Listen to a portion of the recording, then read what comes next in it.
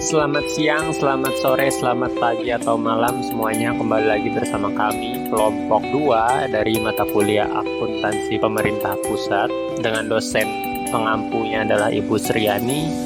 Kali ini kami akan menjelaskan tentang akuntansi aset lainnya terkait konsensi jasa. Sebelum masuk ke dalam materi, kita harus mengerti dulu apa sih aset konsensi jasa itu sendiri.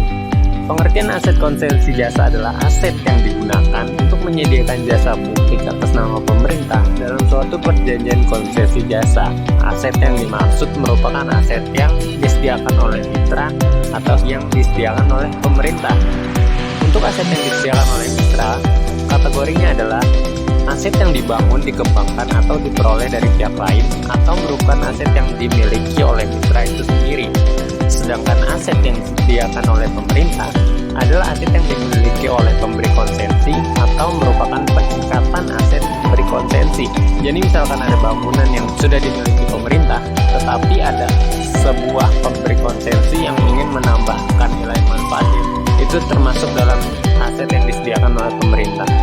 Lalu aset konsensi jasa timbul dari perjanjian konsensi jasa yang mengikat antara pemberi konsensi dengan mitra, di mana mitra menggunakan aset konsensi jasa untuk menyediakan jasa publik atas nama pemberi konsensi selama jangka waktu tertentu. Nah, lalu mitra diberikan kompensasi atas penyediaan jasa publik tersebut selama masa perjanjian konsensi jasa berlaku.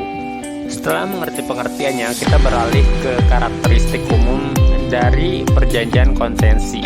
Karakteristik umum perjanjian konsensi biasanya adalah pemberi konsensi adalah entitas pemerintah.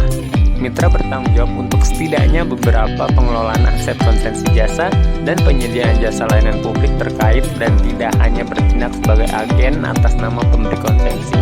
Karakteristik yang ketiga adalah perjanjian dimaksud menetapkan tarif awal yang akan dipungut oleh mitra dan mengatur revisi tarif selama periode perjanjian konsensi jasa berlaku. Lalu berikutnya adalah mitra wajib menyerahkan aset konsensi jasa menjadi barang milik negara kepada pemberi konsensi dalam kondisi tertentu pada akhir periode perjanjian, baik dengan disertai sedikit atau tanpa pembayaran imbalan jasa, terlepas dari pihak mana yang awalnya membiayainya.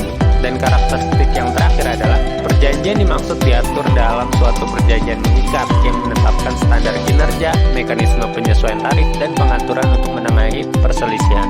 Setelah mengetahui pengertian dan karakteristik dari perjanjian konsensi, selanjutnya saya akan memberikan contoh apa saja sih aset-aset yang termasuk dalam konsensi jasa.